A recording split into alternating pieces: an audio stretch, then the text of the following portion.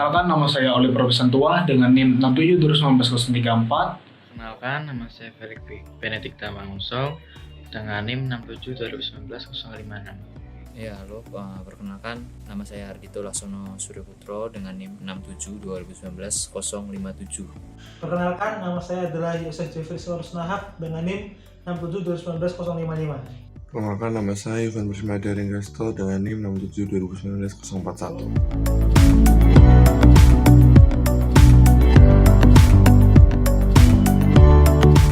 Halo teman-teman, di sini saya akan menjelaskan apa itu pengertian dari quicksort.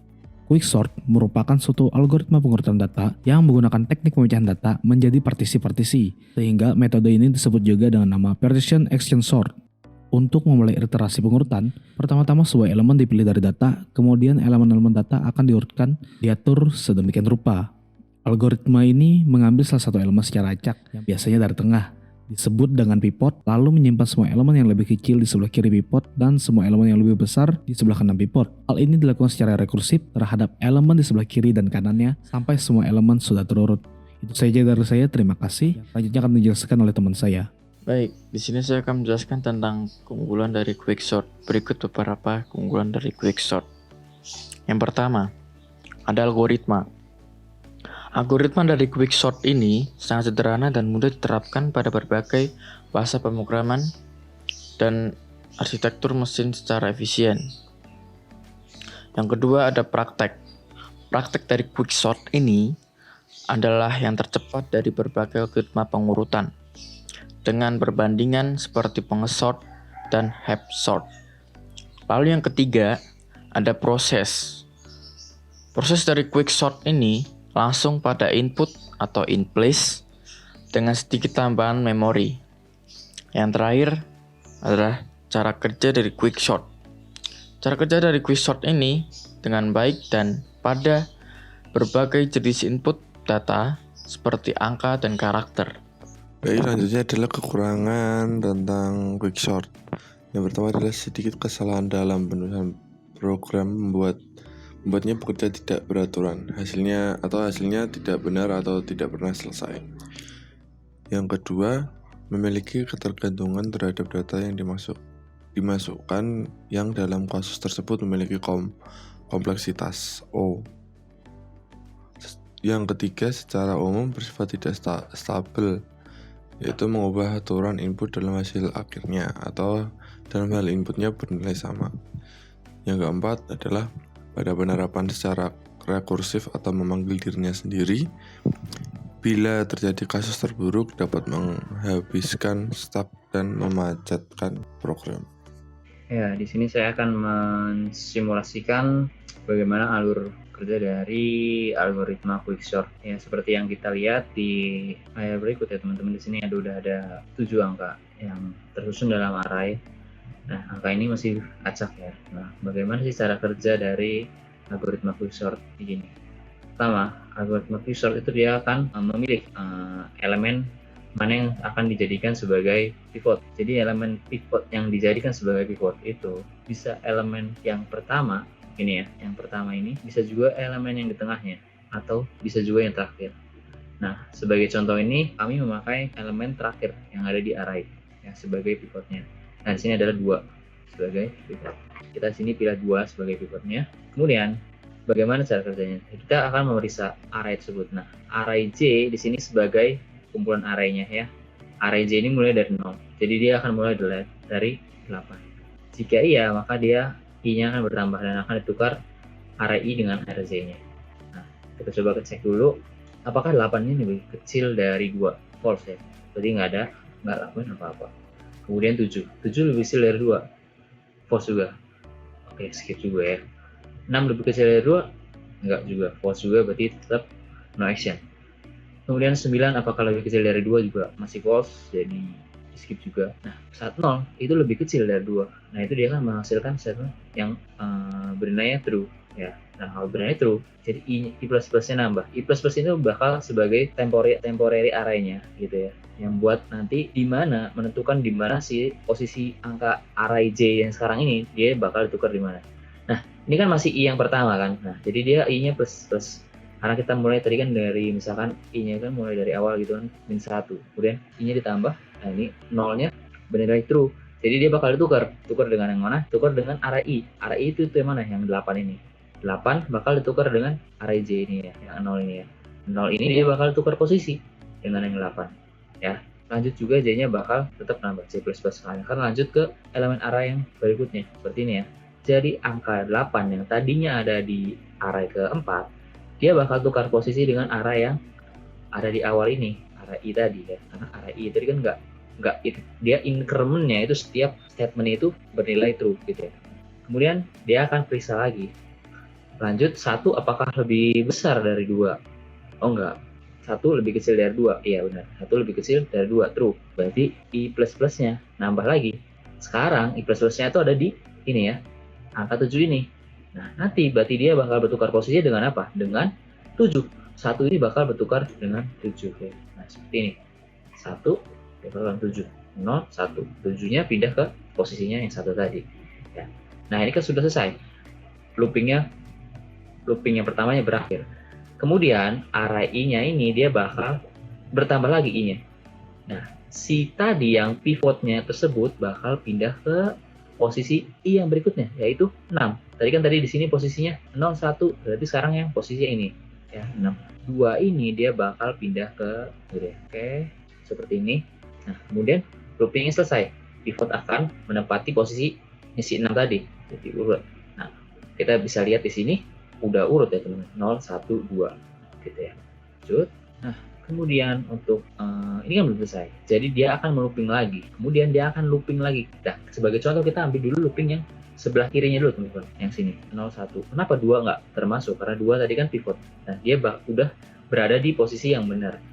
Nah, 0, 1 ini dia bakal di looping lagi. Dia bakal melakukan pengulangan secara rekursif gitu teman-teman. Nah, rekursifnya gimana? Jadi dia bakal melakukan bakal menambahkan pivot lagi. Kalau seperti ini, berarti yang jadi pivotnya adalah yang elemen terakhir ya kan, 1 ini. Nah, 0 ini lebih kecil dari 1 nggak? Ya loh. Nah, 0 ini lebih kecil dari 1. Berarti dia udah ada di posisi yang benar. Dia bakal bertukar posisi dengan posisi 0-nya itu sendiri. Jadi nggak akan ada perubahan. Gitu ya.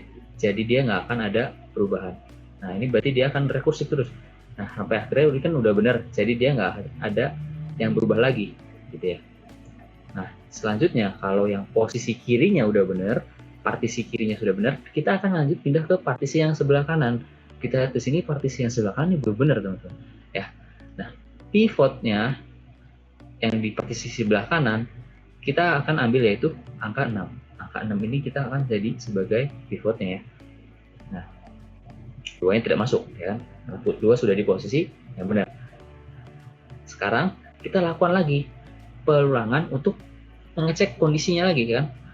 9 apakah lebih kecil dari 6? Enggak, false ya.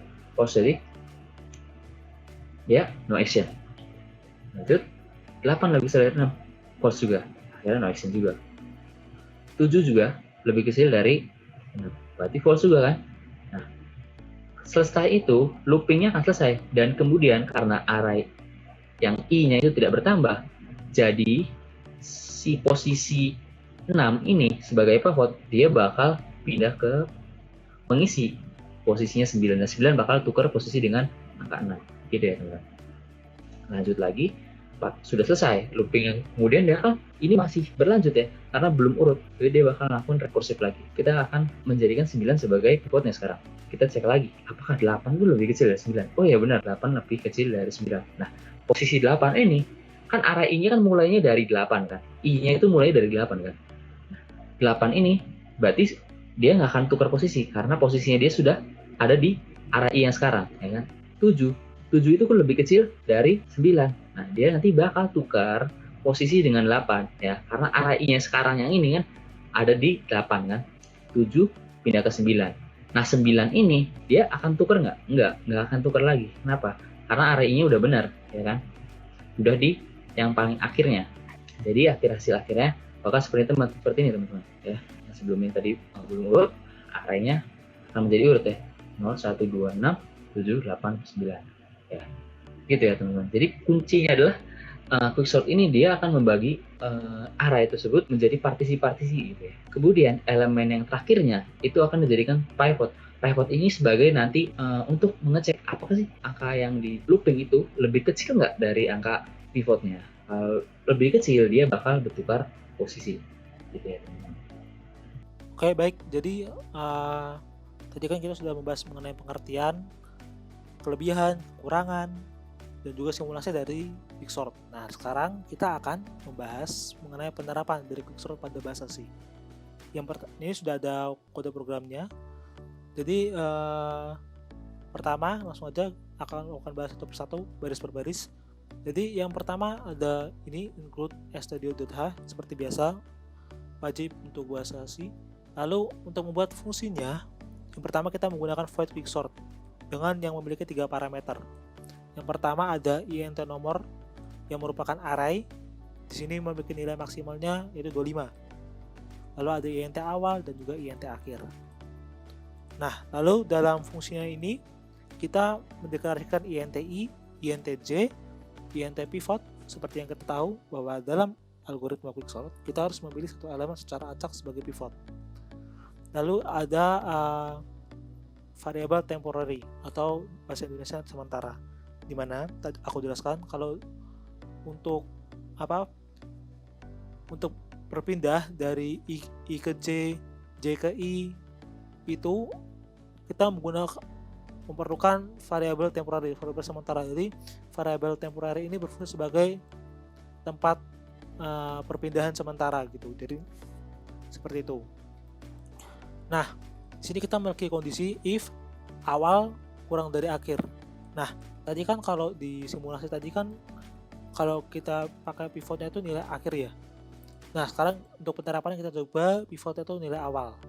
Lalu di sini i-nya tuh sama dengan awal, j-nya sama dengan akhir. Nah, di sini ada kuncinya merupakan kuncinya yaitu while memiliki kondisi akhir i kurang dari j. While i kurang dari j. Nah, while ini akan terus berulang sampai kondisi akhirnya terpenuhi. Jadi kalau i-nya ini masih lebih besar dari j, maka while-nya ini akan terus melakukan perputaran terus gitu. Angka-angkanya akan berputar terus gitu. Nah, ini while ini while bersarang. Jadi while ketika kondisi akhirnya nomor urut ke i, array ke i-nya itu masih kurang dari array ke pivotnya atau pivotnya itu, maka dia akan mengalami increment. Dan kalau while-nya ini memiliki kondisi akhirnya itu j lebih besar dari pivot, maka j-nya itu akan memiliki decrement. Nah, di sini merupakan proses perputarannya ya. Jadi ketika salah satu kondisi terpenuhi, maka i dan j-nya itu akan bertukar seperti yang sudah dijelaskan di simulasi tadi ya. Jadi, tapi kita memerlukan variabel temporary sebagai nilai perpindahan sementara begitu. Jadi yang pertama temporary ke nomor i ke j, akhirnya sampai ke j begitu melalui variabel temporary ini. Nah, lalu di sini merupakan temporary sama dengan nomor atau sama dengan pivot.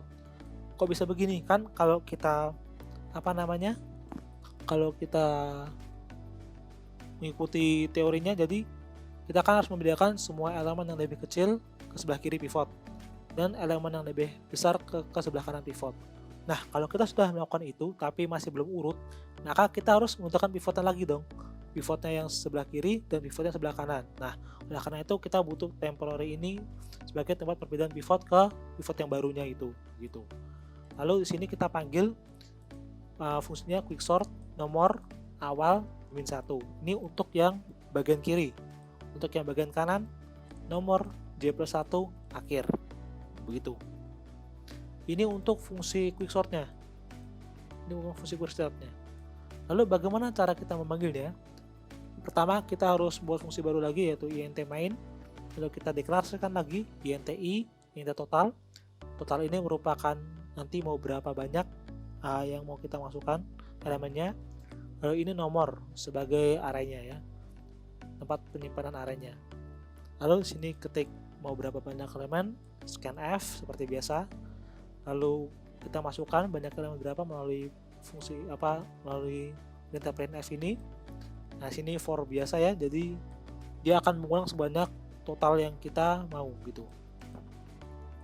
Lalu di sini kita panggil fungsi yang sudah kita tulis tadi ini, kita panggil quicksort. Nomor arraynya ya, yaitu nilai awalnya 0 itu karena array dimulai dari 0, lalu total min 1. Kok bisa total min 1? Misal kita mau banyak elemennya 7, totalnya 7. Nah, untuk mencapai nilai akhirnya kita nggak mungkin tulis 7 karena nilai array itu dimulai dari 0. Jadi kalau kita tulis ini 7, jadi ada 8 dong. 0, 1, 2, 3, 4, 5, 6, 7. Ada 8. Nah, oleh karena itu, agar 7 kita kurangi 1. Jadi hanya sampai 6. 0, 1, 2, 3, 4, 5, 6. Meskipun 6, tapi terdapat jumlahnya 7. Begitu. Oke, lalu tinggal tulis saja printf, elemen sudah terurutkan, for. Nah, tinggal kita for aja sebanyak nomor ke i-nya berapa. Nanti akan mengulang nomor ke-1 ini, nomor kedua ini, sudah terurut gitu. Langsung coba aja ya. Nah, ini ya, perlu banyak elemen. Ini kita ikut contoh seperti yang sudah disimulasi aja ya. Ada 7, lalu 8, 7, 6, 9, 0, 1, 2. Nah, ini sudah urut. Sama seperti yang seperti sebelumnya. Oke, begitu saja untuk yang penerapan. Terima kasih.